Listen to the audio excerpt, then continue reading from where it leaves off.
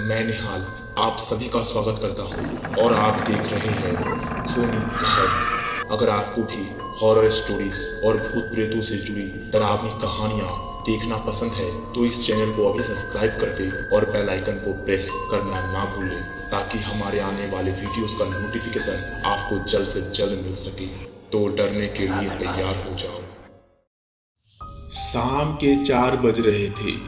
साहिल और अनुज दोनों दोस्त गली में कुछ लड़कों के साथ खेल रहे थे। मैं अक्सर उन दोनों को खेलता हुआ देखता था। उस शाम वो दोनों खेलने नहीं आए। मैंने गली में खेलने वालों लड़कों से पूछा।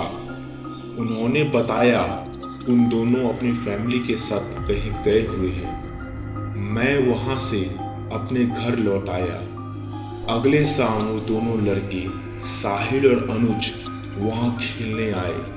आज मैं फिर वहां गया और बैठकर उन्हें खेलता हुआ देखता रहा। अब पूरी तरह से शाम हो गई।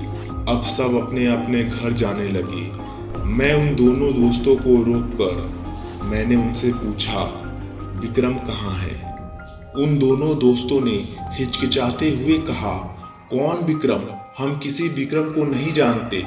तो मैंने फिर कहा, तुम विक्रम को नहीं जानते तो ठीक है, अब जो तुम्हारे साथ होगा फिर मुझे मत कहना।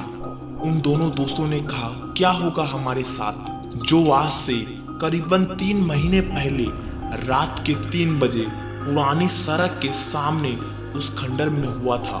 उन दोनों ने कहा, आप कौन हो और उस रात के बारे में आप कैसे जानते हो?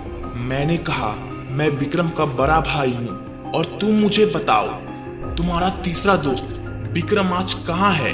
वरना मैं उसी खंडर में तुम्हें ले जाकर बंद कर दूंगा।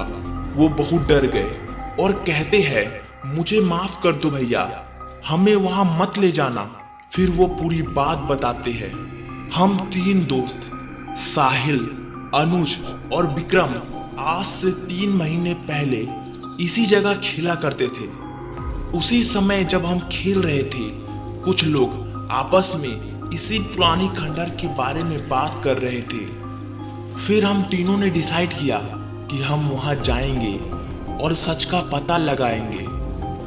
और उसी रात करीबन 12 बजे हम लोग वहां जाने के लिए अपने अपने घर से बाहर निकल गए। हम लोग करीबन आधे घंटे बाद उस जगह पर पहुंचे। वह जगह उस समय पूरी तरह से शांत थी।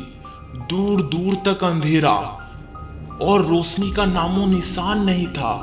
अब हम उस खंडर के सामने दरवाजे के एकदम पास आ चुके थे, लेकिन अंदर जाने की ताकत नहीं जुटा पा रहे थे। हम लोग लगभग 2 घंटे तक वहीं सोचते रहे कि भीतर जाए या नहीं। लगभग 2 घंटे बाद विक्रम ने कहा, मैं घर जा रहा हूं, और वो जाने लगा तो हम भी वहां से निकलने लगे। तभी किसी ने विक्रम को आवाज लगाया। हम लोग ने मुड़कर देखा तो कोई नहीं था, लेकिन जब हमने विक्रम को देखा तो वह उस खंडर के तरफ दरवाजे की ओर जाने लगा। हम सभी ने उसे बहुत रोकने की कोशिश की, लेकिन नाकाम हुए और उसे रोक नहीं पाए। और वो जैसे ही दरवाजे के अंदर गया, दरवाजा बंद हो गया और हम दोनों वो वाकया देखकर वहां से भाग गए। फिर थोड़ी देर बाद साहिल कहता है, आपको उस खंडर के बारे में कैसे पता है? हमने तो ये बात किसी को नहीं बताई थी। फिर विक्रम का बड़ा भाई कहता है, तुम दोनों ने मुझे पूरी बात अभी तक नहीं बताई। अगर तुम्हें याद हो तो जब विक्रम उस खंडर के दरवाजे के अंदर बंद हो गया था, तब वो तुमसे मदद मांग रहा था कि तुम उसे बाहर निकालो, लेकिन तुम वहां से डर कर भाग गए। और दोनों ने भी यही कहा कि हम बहुत डर गए थे और वहां से भाग पड़े। तो उसके बाद जो हुआ वो मैं बताता हूँ। उस खंडर में पहले से ही कुछ लोग छुपे हुए थे, जिनकी बातें तुम सुनकर गए थे। तुम्हारे जाने के बाद उन लोगों ने मेरे भाई को वहीं मारकर उसके शरीर के अंग निकाल लिए और उसके लाश को उसी खंडर में दफन कर दिया। और जब तुम्हारे सपने में वो आने लगे, तब तक वो आत्मा बन चुके थे, जो कि सिर्फ तुम्हें ही दिखाई देते थे। लेकिन जब तुम्हें तांत्रिकों ने बांध दिया तो वो आजाद हो गए, और जिसने भी उसकी हत्या की थी उसने उन सभी को रहस्यमय तरीके से मार दिया।